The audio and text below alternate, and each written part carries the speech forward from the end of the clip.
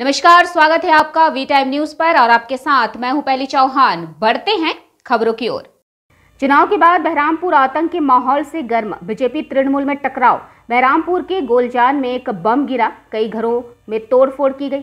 Bike में तोड़फोड़ की गई। पुलिस की गाड़ी पर ईंट फेंकने की शिकायत। सड़क पर बम के निशान हैं। आरोप है कि मतदान से पहले धमकी दी गई थी। इलाके में पुलिस पिकेट स्थापित की गई है। कई लोगों को पुलिस ने गिरफ्तार किया है। ঘটনা ওই যেটা আমার ভাই এখন বললো, কিছুদিন আগে একটা মেয়ে এই পাড়ার ওই বিহাটেরই ছেলেপেলেরা, এই একটা ছেলে উনাই ওকে ধর্ষণ করেছে, তো পুলিশেও অ্যারেস্ট করেছে। এটাই ফেসবুক নিয়ে যত সব গন্ডগোল। আমাদের এইখানে একজন তৃণমূলের কর্মী আছে, সে মনে হয় ফেসবুকে লিখেছিল, তাকে রাত্রিবেলায় আসে অ্যাটাক করতে। তখন মোটামুটি 12টা বাজবে। আমি এখান থেকে দোকান বন্ধ করে চলে গেছি 10:30টায়। আমি বাড়িতেই ফোনে শুনতে পাচ্ছি। ওর বাড়িতে প্রথমে অ্যাটাক করে, তারপরে এখানে 2-3 জন ছেলে ছিল, তারা গিয়ে তখন বাধা দেয়। বাধা দিতে গিয়ে তখন ওদের মধ্যেই হাতাহাতি হয়েছে। তারপরে ওই ডিপুইহাট থেকে 1-150 লোক এসে এরকম এই ক্লাব ভাঙচুর করেছে। এর আগেও করেছে, এরকম করেছে।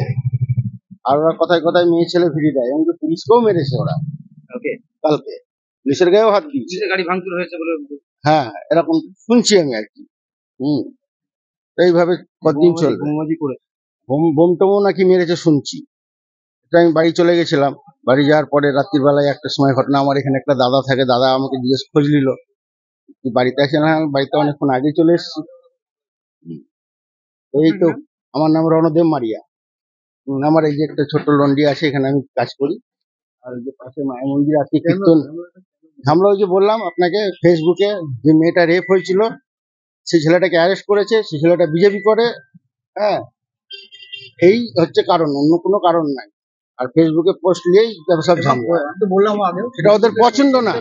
হ্যাঁ, পছন্দ না ওদের, এই জিনিসটা পছন্দ না যে আমাদের ছেলেরা বিজেপি করে, আমার ছেলের নামে কেউ কিছু ফেসবুকে উল্টোপাল্টা কথা বলে।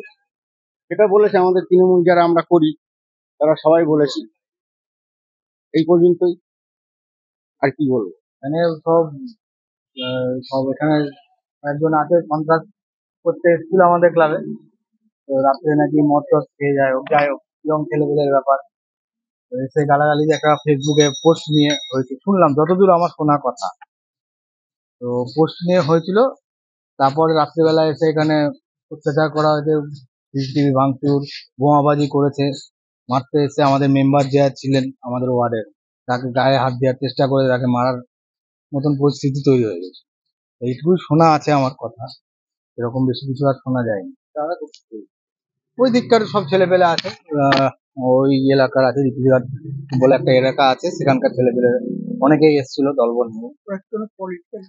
হ্যাঁ, পলিটিক্যাল করেন ওনারা সবাই, প্রত্যেকেই বিজেপির সঙ্গে যুক্ত আছে। আমরা টিএমসি।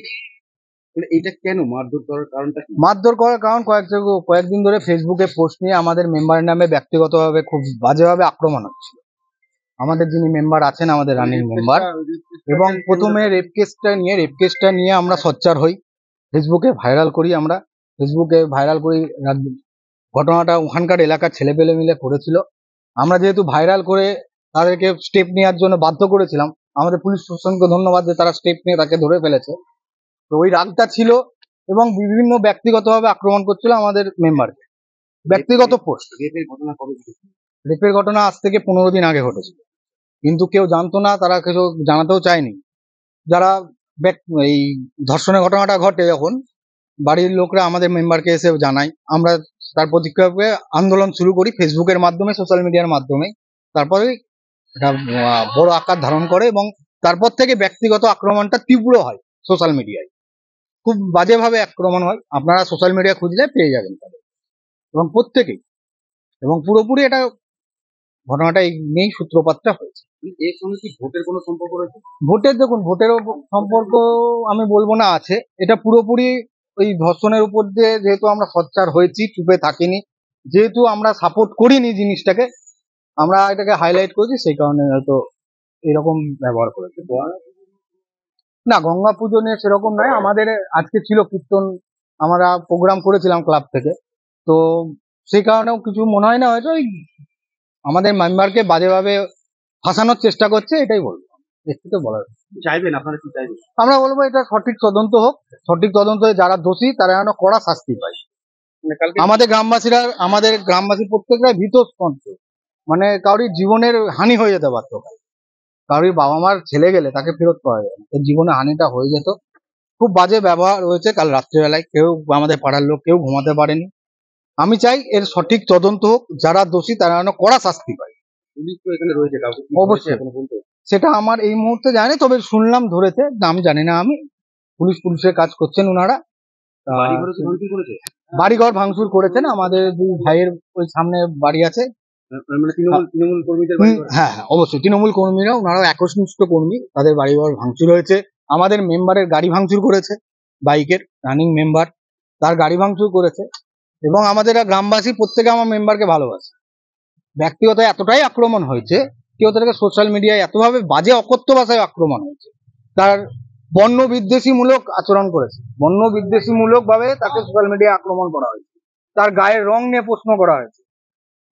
তার মানে কি ভারতবর্ষে গায়ের রংটা মেন, ভারতীয়টা মেন নয়? আমার এটা বলার। আমাদের রানিং মেম্বারের নাম জয়ন্ত দে। তাকে তার বর্ণ নিয়ে পর্যন্ত সোশ্যাল মিডিয়ায় আক্রমণ করেছে তীব্রভাবে। তাকে আমি বলি, তাকে কালো মোষ বলে আক্রমণ করা হয়েছে। তাহলে ভারতে থাকতে গেলে তাদের ফর্সাই হতে হবে তার মানে নেই তো। আমরা ঐতিহাসিকে জেনে এসেছি ভারতে সব নাগরিক সমান।